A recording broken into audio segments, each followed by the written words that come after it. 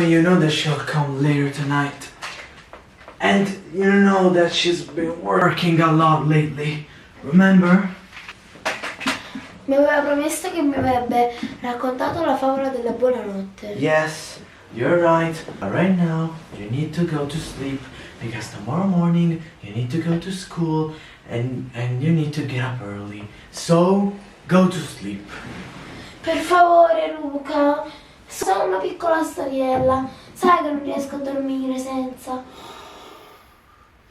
Alright, you convinced me, but just one and then to bed. Promised? Promesso. Alright. Which one do you want me to read? Questa me l'ha portata Babbo Natale. Alright, let's see. The Lorax. Huh, never heard of it. Dai, iniziamo. Ti ascolto. An old man called the Onceler lives alone in a grey polluted land where nothing grows anymore. One day, a curious boy visits him and asks what happened to the world outside. And the Onceler begins to tell his story. Long ago, he discovered a beautiful valley filled with truffula trees, tall and colorful with soft tufts and smelled sweet. The place was alive with animals, playful barbaluts, graceful swummy swans, and cheerful hummingfish. It was a perfect, peaceful world. But the Onceler saw a business opportunity. He cut down one truffula tree to make a new product he invented, the Thnid, something that everyone needs. When he did, a small orange creature appeared, the Lorax, who spoke for the trees because, as he said, the trees have no tongues. The Lorax begged him to stop, warning that cutting trees would harm the animals and ruin the valley. At first, the Onceler didn't listen. His Thnid sold well, so he built a factory and called his family to help him make more. Soon the air filled with smoke, the rivers turned brown, and the forest grew smaller every day. The Lorax came back again and again to warn him, but greed had blinded the Onceler. One by one, the animals were forced to leave. The barbaroons lost their food. The swummy swans could no longer sing in the smog. And the hummingfish had to leave their poisoned waters. And eventually, the last truffula tree fell, and everything stopped. No trees meant no Thnids, and no life.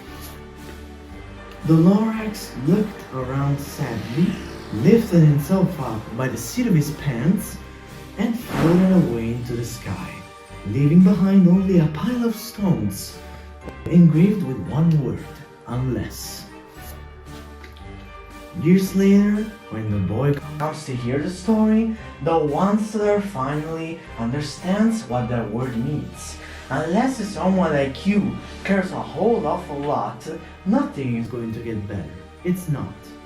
He gives the boy the last truffula seed, telling him that the future now depends on him to plant the seed, care for it, and maybe one day bring the forest back. The end. Now, go to sleep. No! Come on, Kami, don't be like that. You promised me that if I told you the whole story, you would have gone to sleep. Infatti non è ancora finito. What do you mean? Il ragazzo pianterà il semino, gli alberi cresceranno, le creature torneranno. Lorax, ma che fine avrà fatto? Luca, sto parlando con te, ci senti?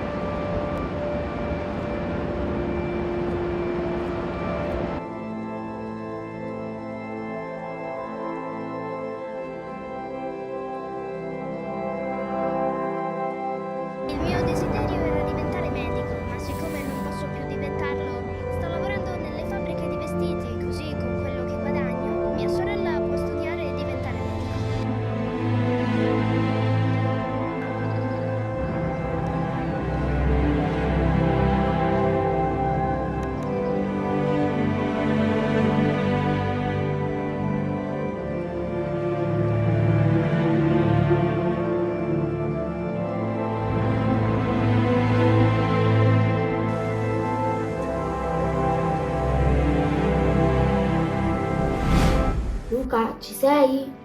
Mi stai ascoltando? Yes. Yes. So, yes, the boy plants the seed. The trees will grow, and the Lorax will come back after a long journey, and will bring gifts to all human beings. And everyone lived happily ever after. Alright, now it's time for you to sleep. You don't want the monster to come out of the closet and kidnap you.